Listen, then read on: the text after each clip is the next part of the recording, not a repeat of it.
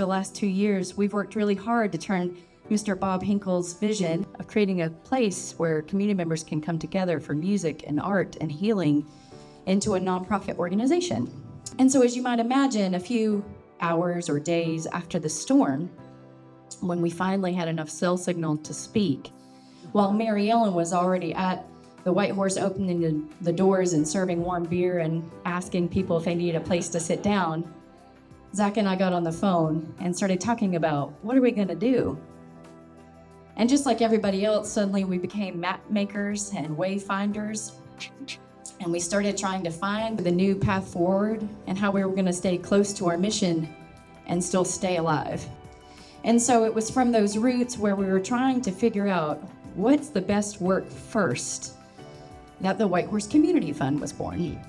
Zach and I knew what was on the line when we were talking, and neither of us had to say the words that it wouldn't take much to close us for good right now.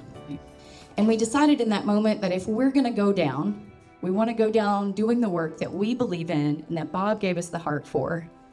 And that was providing a space where people come together and use art to sew up the wounds, where people come together to grieve, where people come together to celebrate, and we want to see what good we can do. We decided to work with 4 local nonprofits: Bounty and Soul, Hammer and Heart, Black Mountain Counseling Center, and Swanano Valley Christian Ministries. And we went to those folks and said, we want to have a community fund. What can we do? We want to create spaces for people. We want to empower that first healing work that people need for housing, for food, for security. And then we want to be around to do the second healing work, to provide the places and spaces where people can grieve and process and hold one another in community.